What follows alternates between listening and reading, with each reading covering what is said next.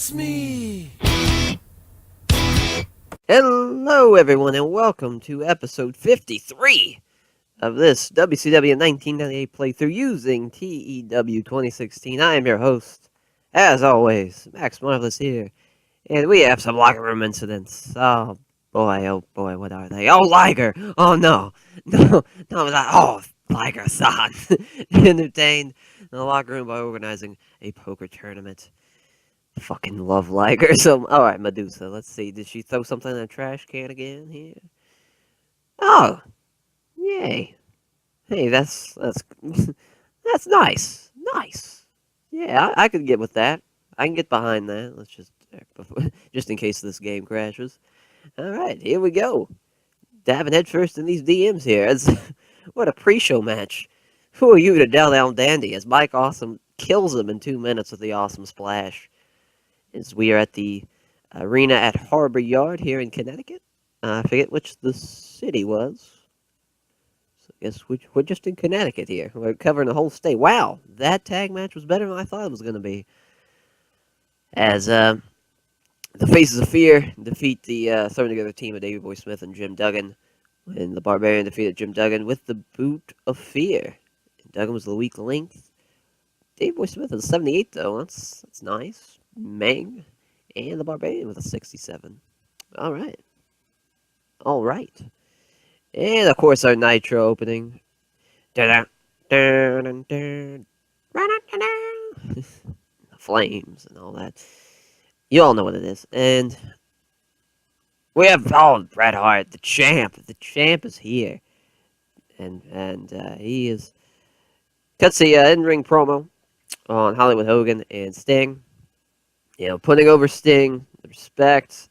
They've came, toe to toe before for the first time a couple of months back, and then saying he still respects him. He uses his move, and all Sting using the Scorpion Deathlock, and showing that Bret has the superior move and the sharp shooter, and all that, and then he goes to Hogan. Couple years back, Caesar's Palace stole the spotlight from me. When you didn't deserve it, you didn't need to. You were irrelevant then, and you're going to be irrelevant now come Spring Stampede. When I get the monkey off my back and I beat you, and I show you I'm the better man than you.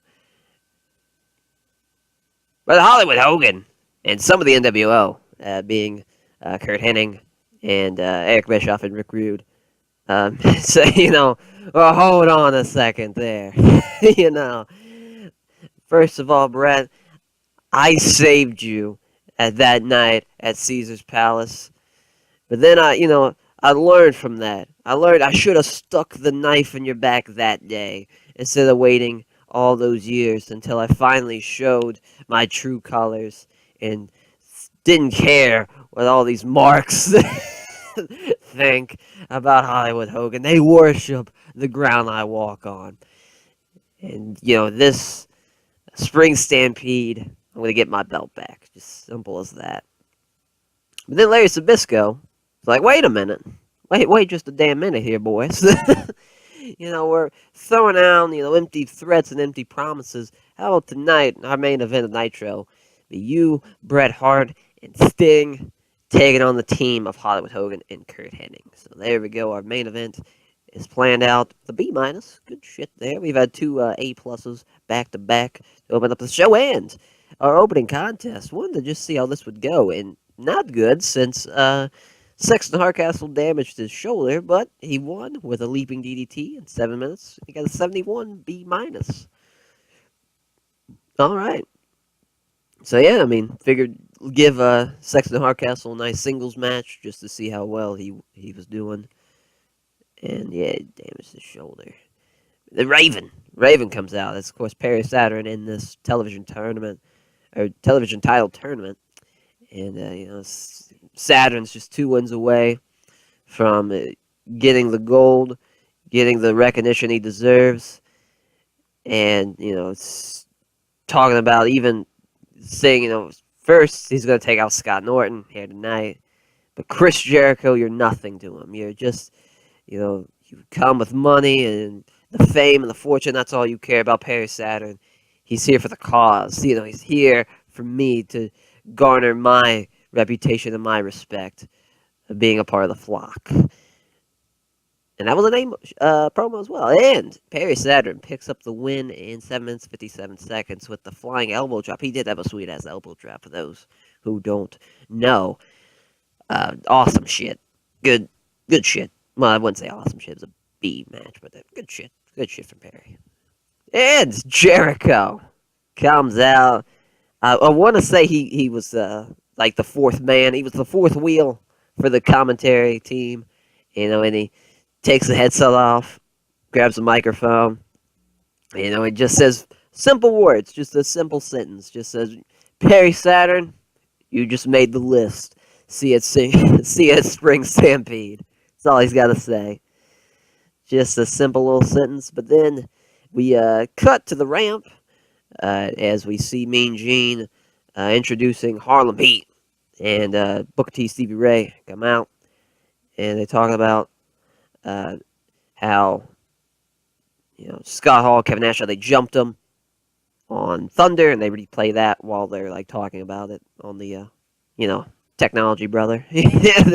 they're showing it while they're doing the promo, and saying, you know, for months now, and honestly years now, the NWO, you know, really the Outsiders have just ran through WCW like it's nothing. Well, we're sick and tired of it. We're putting our foot down, and it's time we were on the offensive end of a beatdown on the Outsiders. And, you know, Gene Okerlund's like, what about, you know, the team of Eddie Guerrero and Juventud Guerrero, Harlem Heat? Just like, you know what? They're going to bring it. They're ready. They're chomping at the bits. You know, Eddie Guerrero and Chavo Guerrero were a great team, and now him and Juvi, it's a different dynamic, but they're ready for him at Spring Stampede. I'd like to know how many times I've said Spring Stampede in this fucking video, man. Listen, we put over pay-per-views. Then we go to a tag team match between Buff Bagwell and Bryan Adams, taking on the team of Lex Luger and Ray Traylor. The Lex Luger and Ray Traylor defeat the team of Buff Bagwell and Bryan Adams when Lex racks up Bryan Adams with a torture rack. Ray Traylor was a weak link with a 49. Goddamn, he is pissed. 77B rating, but then Big Papa Pump comes out, has a steel pipe in his hand, and he beats the living shit out of Lex Luger. I mean, he beats the brakes off him, puts him in the Steiner recliner, and the refs just flock to the ring, try to get Big Papa Pump off him. Finally lets go, and he kind of walks to the back. Just kind of like, I'm sure he says some harsh words towards the camera and towards the fans. And then we cut to the back, see Diamond Dallas Page warming up, getting the tape ready around the ribs, kind of, you know, just walking down towards Gorilla. As getting ready for their Best of 7 series. I believe this is match number 3. As I believe they were 1-1, and now they're 2-1. I probably should have looked before this. I could have swore they're 1-1. I don't think they're yeah. So let's just, for the sake of argument, they're 1-1. Dynamite Dallas Page wins with a quick roll up on Chris Benoit, catches him by surprise. Then our main event of the evening, a tag team match. Hollywood Hogan, Kurt Hennig take on the team of Sting and Bret Hart. Win. Hollywood Hogan pins Bret Hart for I think this is the first time Bret's ever been pinned on WCW television so far. Actually, just in WCW period. When the NWO basically interfere. I mean, we're talking Bryan Adams, we're talking Buff Bagwell, Horace Hogan, Eric Bischoff.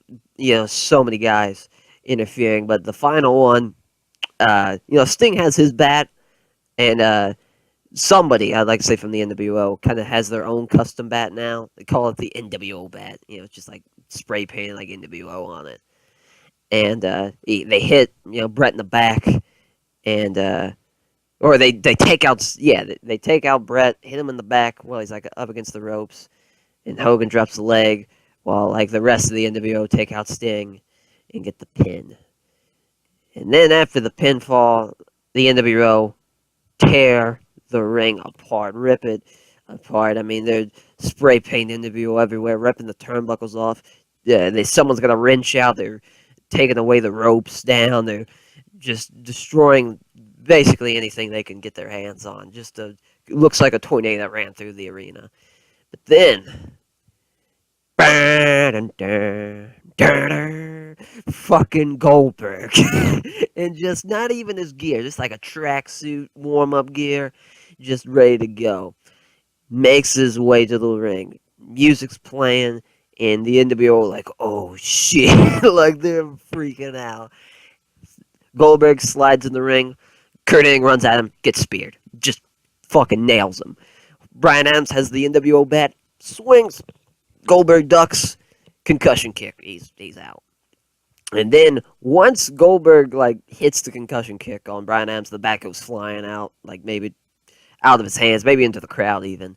Hollywood Hogan's just like, fuck this, gets out of the ring. Then Buff Bagwell runs at him again, or runs at him to maybe he'll be the one to take out Goldberg. No, just gets kicked in the gut, gets hit with a jackhammer, and once he hits it, he just looks right into Hogan, just death stares him down.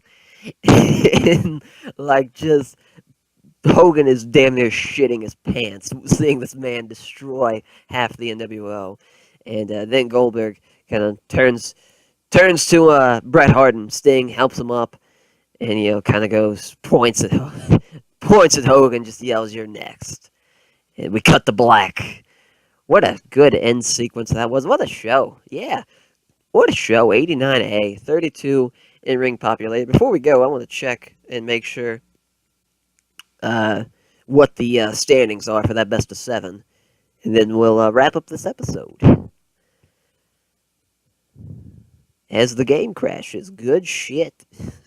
Alright. Yeah, just go to roster. We'll go to DDP. Match history. Ah, yes, he is. It is 2-1 DDP. Okay, just wanted to make sure. But I thank you all for watching, and we'll see you next time for Thunder. Yeah!